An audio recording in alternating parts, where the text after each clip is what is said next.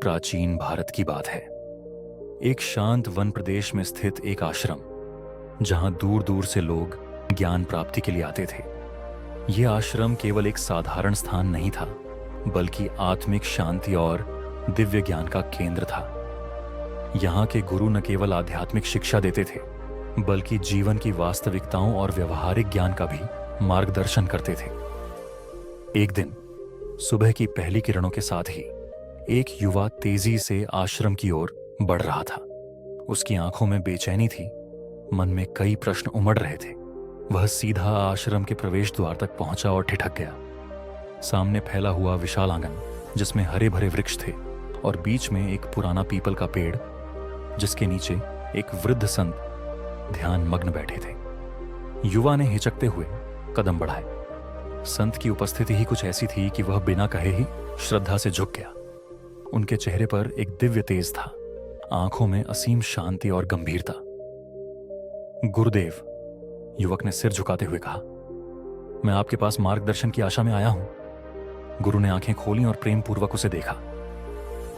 वत्स, यहां आने का कारण क्या है? युवक ने संकोच से कहा, गुरुदेव, मैं धनवान बनना चाहता हूं, मैं जीवन में समृद्ध चाहता हूं, लेकिन यह नहीं जानता कि सही मार्ग क्या है। क्या आप मुझे इसका ज्ञान देंगे? गुरु कुछ क्षण चुप रहे, फिर बोले, धन एक शक्ति है, लेकिन यह शक्ति तभी सार्थक होती है जब इसे सही दिशा में अर्जित और उपयोग किया जाए। बहुत से लोग धन कमाने के पीछे भागते हैं, लेकिन वे यह भूल जाते हैं कि इसे बनाए रखना और सही रूप में उपयोग करना अधिक महत्वपूर्ण है। युवक ने ध्यान से सुना। उसने पहले कभी इस दृष्टिकोण से धन के बारे में नहीं सोचा था। गुरु ने मुस्कुराते हुए कहा, वत्स, मैं तुम्हें धन प्राप्ति का मार्ग दिखाऊंगा, लेकिन इसके लिए तुम्हें धैर्य रखना होगा और मेरे द्वारा बताई गई सीखों को समझना होगा। युवक ने तुरंत सिर हिलाया। गुरुदेव, मैं हर सीख को अपनाने के लिए तैयार हूं। गुरु ने सिर हिलाया और बोले, तो सुनो, मैं तुम्हें एक कहानी सुनाता हूं। यह कहानी तुम्हें बताएगी कि सच्चा धन कैसे प्राप्त किया जाता है। गुरु ने अपनी आंखें बंद की, कुछ क्षण तक मौन रहे और फिर धीरे धीरे बोलना शुरू किया। उनकी आवाज स्थिर थी, लेकिन उसमें ऐसा आकर्षण था कि युवक मंत्रमुग्ध होकर सुनने लगा।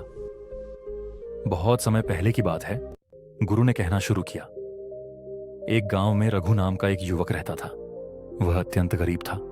उसके पिता एक साधारण किसान थे, जिनकी आमदनी इतनी कम थी कि परिवार का गुजारा मुश्किल से चलता था। रघु के मन में हमेशा यह विचार आता कि आखिर धनवान लोग इतने संपन्न कैसे हो जाते हैं। उनके पास कौन सा ऐसा रहस्य होता है जो दूसरों के पास नहीं होता। युवक पूरी तल्लीनता से सुन रहा था। गुरु ने आगे कहा, रघु ने बचपन से ही यह ठान लिया था कि वह जीवन में धनवान बनेगा और अपने परिवार को गरीबी से बाहर निकालेगा, लेकिन उसे यह समझ नहीं आता था कि शुरुआत कहां से करे। उसने कई बार अपने पिता से पूछा, पिताजी, क्या मैं खेतों में और मेहनत करूं ताकि हम अधिक कमा सकें? उसके पिता हंसकर कहते, बेटा, मेहनत से भोजन मिल सकता है, लेकिन समृद्धि के लिए कुछ और चाहिए। लेकिन वे उसे यह नहीं बता सके कि वह कुछ और क्या है। रघु दिन रात सोचता रहता। वह गांव के सबसे अमीर व्यक्ति सेठ धनराज को देखता था। सेठ धनराज के पास बड़े बड़े घर, ढेर सारे नौकर और कई व्यापार थे, लेकिन वह व्यक्ति दिखने में बहुत ही साधारण था। कोई महंगे वस्त्र नहीं, कोई दिखावा नहीं, फिर भी लोग उन्हें बहुत सम्मान देते थे। एक दिन रघु ने हिम्मत जुटाई और सेठ धनराज के घर पहुंचा। नौकरों ने उसे रोकने की कोशिश की, लेकिन तभी सेठ जी बाहर निकले और बोले, रघु, तुम्हें क्या चाहिए? रघु ने हाथ जोड़कर कहा, सेठ जी, मैं आपसे कुछ सीखना चाहता हूं। कृपया मुझे बताइए कि आपने इतनी संपत्ति कैसे अर्जित की। सेठ धनराज मुस्कुराए और बोले, अच्छा, तो तुम धनी बनना चाहते हो, लेकिन क्या तुम सच में इसके लिए तैयार हो? रघु ने तुरंत सिर हिलाया। हाँ सेठ जी, मैं पूरी मेहनत करने को तैयार हूं, बस मुझे सही राह दिखाइए। सेठ जी ने उसे अपने पास बिठाया और कहा, धन कमाने के लिए केवल मेहनत ही पर्याप्त नहीं होती वत्स, उसके लिए सही सोच, धैर्य और समझदारी भी चाहिए। मैं तुम्हें 3 नियम दूंगा। यदि तुम इन्हें अपनाओगे तो निश्चित रूप से धनी बनोगे, लेकिन यदि तुम इन्हें अनदेखा करोगे तो सारा जीवन केवल मेहनत करते रहोगे और सफलता तुम्हारे पास नहीं आएगी। रघु ने आंखों में चमक के साथ पूछा, कौन से 3 नियम सेठ जी? सेठ धनराज ने गंभीर स्वर में कहा, पहला नियम, कभी भी धन को तुरंत खर्च मत करो, पहले उसे सही तरीके से निवेश करने का तरीका सीखो। दूसरा नियम, हमेशा ग्राहक का विश्वास जीतने पर ध्यान दो, न कि सिर्फ मुनाफे पर। और तीसरा नियम, धन कमाने के लिए धैर्य रखो और सही समय की प्रतीक्षा करो। रघु सोच में पड़ गया। उसे ये बातें समझ में तो आईं, लेकिन पूरी तरह से नहीं। सेठ धनराज ने उसकी उलझन भांप ली और कहा, वत्स, मैं तुम्हें एक काम सौंपता हूं। यदि तुम इसे पूरा कर सकोगे तो तुम्हें इन नियमों की शक्ति का अनुभव होगा। रघु ने तुरंत कहा, मैं तैयार हूं सेठ जी, बताइए मुझे क्या करना होगा। सेठ जी ने उसे 5 चांदी के सिक्के दिए और कहा, इन सिक्कों का उपयोग कैसे करते हो यह तय करेगा कि तुम भविष्य में धनी बनोगे या नहीं। 1 महीने बाद आकर बताना कि तुमने इनका क्या किया। रघु ने सिक्के अपने हाथ में लिए और प्रणाम करके चला गया। अब उसके सामने सबसे बड़ा प्रश्न था, इन सिक्कों का उपयोग कैसे करें। गुरु ने कहानी सुनाते हुए युवक की ओर देखा। वत्स, अब बताओ, अगर तुम रघु की जगह होते तो इन सिक्कों का क्या करते। युवक सोच में पड़ गया। उसने कभी इस दृष्टिकोण से धन के बारे में नहीं सोचा था। रघु 5 चांदी के सिक्के लेकर गांव की गलियों में घूम रहा था। उसके मन में विचारों का सैलाब उमड़ रहा था। क्या इन सिक्कों से वह कुछ खरीद ले? क्या इन्हें अपने पिता को दे दे ताकि घर की स्थिति कुछ सुधर जाए, या फिर इन्हें बचाकर किसी बड़े अवसर के लिए रखे। जैसे जैसे दिन बीत रहे थे उसके मन में उलझन बढ़ती जा रही थी। वह जानता था कि सेठ धनराज ने यह परीक्षा सिर्फ उसके धैर्य और बुद्धिमानी को परखने के लिए ली थी। उसे कोई भी निर्णय सोच समझकर लेना था। पहला विकल्प, तात्कालिक सुख या दीर्घकालिक लाभ। गांव के कुछ युवक रघु के पास आए और बोले, अरे रघु, तेरे पास 5 चांदी के सिक्के हैं, चल आज अच्छा खाना खाते हैं, थोड़ा आनंद लेते हैं। आखिर जीवन का क्या भरोसा। रघु को यह प्रस्ताव सुनकर क्षण भर के लिए अच्छा लगा, लेकिन फिर उसे सेठ जी की बात याद आई। धन को तुरंत खर्च मत करो, पहले इसे सही तरीके से निवेश करने का तरीका सीखो। उसने उन युवकों को मना कर दिया और आगे बढ़ गया। दूसरा विकल्प, दूसरों की भलाई या स्वयं की उन्नति। रघु अपने घर पहुंचा। उसके पिता थके हारे बैठे थे। मां रसोई में साधारण भोजन बना रही थी। उसे लगा कि क्यों ना यह धन अपने माता पिता की मदद के लिए दे दिया जाए। लेकिन फिर सेठ जी की दूसरी बात याद आई, धन को सही तरीके से बढ़ाना आना चाहिए, वरना यह समाप्त हो जाएगा। यदि उसने यह धन अभी दे दिया तो यह खर्च हो जाएगा और भविष्य में फिर वही समस्या खड़ी होगी। उसे कुछ ऐसा करना था जिससे यह धन बढ़ सके। रघु ने गांव के अलग अलग व्यापारियों से बात की। उसने देखा कि कई लोग व्यापार करते हैं, लेकिन उनमें से कुछ ही सफल होते हैं। उसने ध्यान दिया कि जो व्यापारी ग्राहकों का विश्वास जीतते हैं वे लंबे समय तक व्यापार में टिके रहते हैं। अंततः उसने निर्णय लिया। उसने एक तेल व्यापारी से कुछ तेल खरीदा और गांव में घूम घूम कर उसे बेचना शुरू किया। शुरुआत में कुछ लोगों ने खरीदा, लेकिन जब उन्होंने देखा कि रघु का तेल शुद्ध और सस्ता है तो ग्राहकों की संख्या बढ़ने लगी। कुछ ही दिनों में उसके 5 सिक्के 10 में बदल गए। अब उसे समझ आ रहा था कि धन को सही तरीके से निवेश करके बढ़ाया जा सकता है। 1 महीना पूरा होने के बाद रघु फिर से सेठ धनराज के पास पहुंचा। सेठ जी ने मुस्कुराते हुए पूछा, वत्स, क्या तुमने मेरे दिए सिक्कों का सही उपयोग किया? रघु ने सिर हिलाया और पूरी कहानी सुनाई। सेठ जी ने संतोषपूर्वक सिर हिलाया और बोले, अब तुमने पहला पाठ सीख लिया है। धन को सही निवेश से बढ़ाया जाता है, न कि फिजूल खर्च से। रघु ने श्रद्धा से सिर झुकाया। वह अब तक समझ चुका था कि धन केवल एक साधन है, लेकिन इसे सही ढंग से उपयोग करना ही असली कला है। गुरु ने कहानी समाप्त की और युवक की ओर देखा। वत्स, अब तुम बताओ, यदि तुम्हें 5 सिक्के मिलते तो तुम क्या करते? युवक ने गंभीरता से कहा, गुरुदेव, अब मैं समझ गया कि धन को तुरंत खर्च करना मूर्खता है। इसका सही उपयोग ही इसे बढ़ाने का एकमात्र तरीका है। गुरु मुस्कुराए। बहुत अच्छा, लेकिन अभी यह सिर्फ शुरुआत है। धन कमाना एक बात है, लेकिन उसे बनाए रखना और सही मार्ग पर चलना दूसरी। अब मैं तुम्हें सच्ची समृद्धि के गूढ़ रहस्य बताऊंगा। युवक ने ध्यान से गुरु की ओर देखा। उसके मन में एक नई जिज्ञासा थी। उसने अब तक सीखा था कि धन कमाने के लिए उसे सही निवेश करना होगा, लेकिन वह जानना चाहता था कि इसे कैसे लंबे समय तक बनाए रखा जाए और कैसे इसे और अधिक बढ़ाया जाए। गुरु ने हल्की मुस्कान के साथ कहा, वत्स, केवल धन कमाना ही पर्याप्त नहीं है। यदि सही नियमों का पालन न किया जाए तो यह बहुत जल्दी नष्ट भी हो सकता है। अब मैं तुम्हें सफलता के कुछ महत्वपूर्ण मूल मंत्र बताऊंगा जो हर धनवान व्यक्ति के जीवन का आधार होते हैं। युवक पूरी तल्लीनता से सुनने लगा। पहला मूल मंत्र, गुरु ने कहा, सत्य ही सबसे बड़ी संपत्ति है। यदि तुम अपने व्यापार या काम में सच्चाई और ईमानदारी रखोगे तो लोग तुम पर भरोसा करेंगे। यह भरोसा ही तुम्हारी असली पूंजी होगी। युवक ने सिर हिलाया। गुरुदेव, लेकिन कई बार लोग जल्दी धन कमाने के लिए धोखाधड़ी भी करते हैं। गुरु ने गंभीर स्वर में उत्तर दिया, वत्स, धोखाधड़ी से तात्कालिक लाभ तो मिल सकता है, लेकिन यह कभी स्थायी नहीं होता। जो लोग गलत तरीकों से धन कमाते हैं वे अंततः अपने ही कर्मों के कारण उसे खो बैठते हैं। दूसरा मूल मंत्र, गुरु ने कहा, धन कमाने के लिए धैर्य होना आवश्यक है। बहुत से लोग जल्दी अमीर बनने की लालसा में गलत रास्ता चुनते हैं, लेकिन सच्ची समृद्धि उन्हीं को मिलती है जो धैर्य और मेहनत के साथ आगे बढ़ते हैं। युवक ने पूछा, गुरुदेव, लेकिन यदि कोई अवसर जल्दी अमीर बनने का मिले तो क्या उसे लेना गलत होगा? गुरु मुस्कुराए। अगर वह अवसर सत्यनिष्ठा और परिश्रम पर आधारित है तो उसे अवश्य लेना चाहिए, लेकिन यदि वह छल कपट से भरा हो तो उसका त्याग ही श्रेष्ठ है। याद रखो, धीरे धीरे बढ़ने वाला धन स्थायी होता है, जबकि अचानक आया धन अक्सर अचानक चला भी जाता है।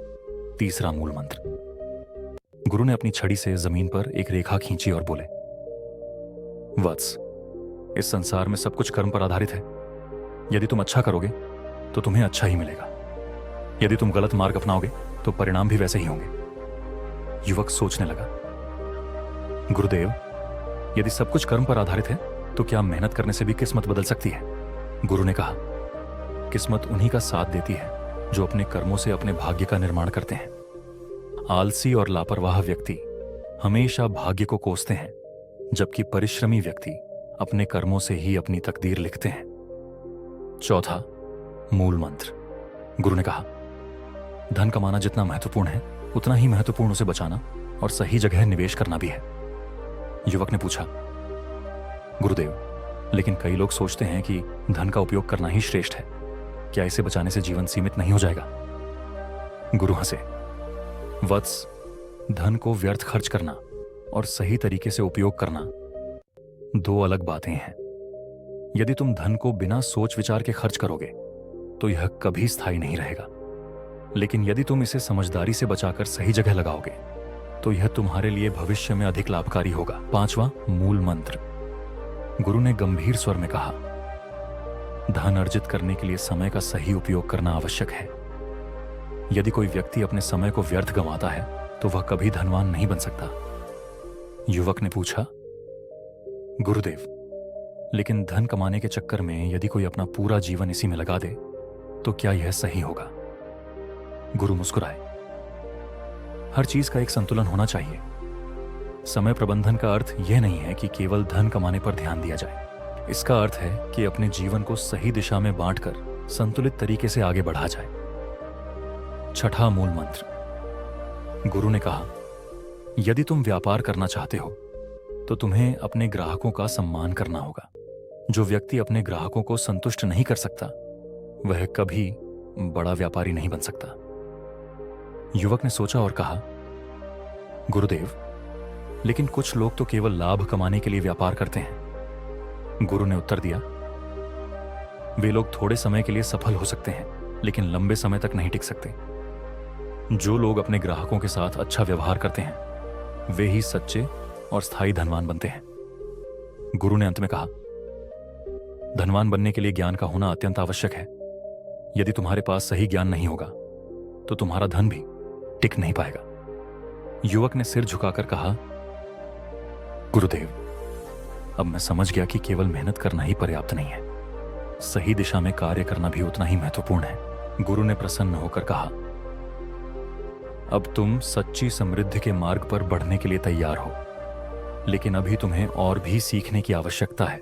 धन कमाने के बाद उसे सही तरीके से प्रयोग करना सबसे महत्वपूर्ण होता है। युवक ने श्रद्धापूर्वक गुरु के चरणों में प्रणाम किया। अब वह अगले ज्ञान की प्रतीक्षा कर रहा था। युवक की आंखों में अब न केवल ज्ञान की चमक थी, बल्कि एक नई ऊर्जा भी थी। उसने गुरु के सभी उपदेशों को आत्मसात कर लिया था। अब वह समझ गया था कि धन कमाने, उसे बढ़ाने और बनाए रखने के लिए सही सिद्धांतों का पालन करना आवश्यक है। लेकिन उसके मन में एक अंतिम प्रश्न था। गुरुदेव, यह सब तो समझ में आ गया, लेकिन क्या केवल धन ही जीवन का अंतिम लक्ष्य होना चाहिए?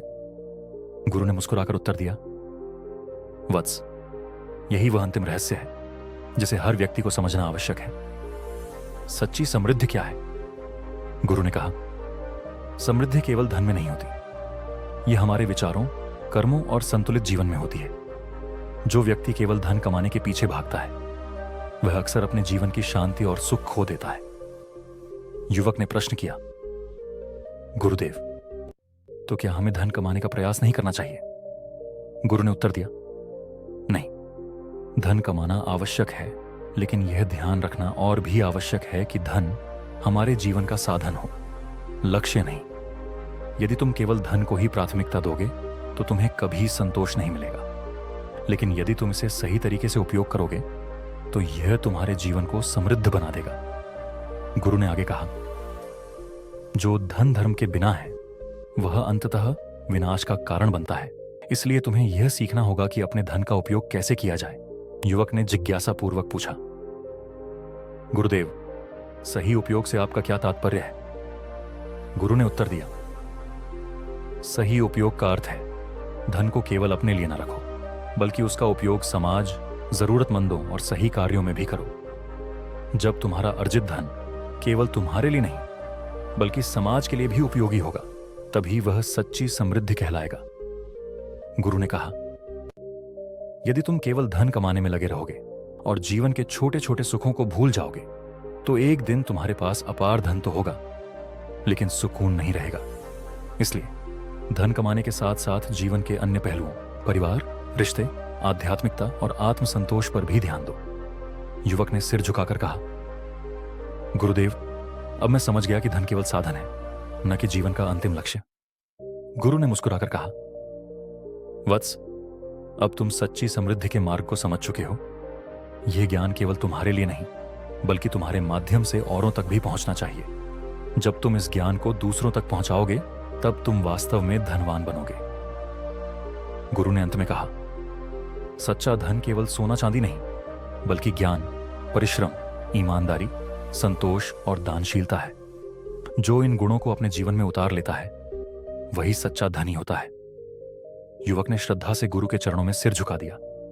अब वह पूरी तरह से तैयार था, न केवल धन अर्जित करने के लिए बल्कि एक समृद्ध, संतुलित और सार्थक जीवन जीने के लिए। गुरु ने आशीर्वाद देते हुए कहा, वत्स, जाओ और इस ज्ञान को अपने जीवन में उतारो। यही गुरु कृपा है, सच्ची समृद्धि का मार्ग। युवक ने गुरु के चरणों में प्रणाम किया और आत्मविश्वास से भरा हुआ आश्रम से निकल पड़ा, एक नया जीवन शुरू करने के लिए।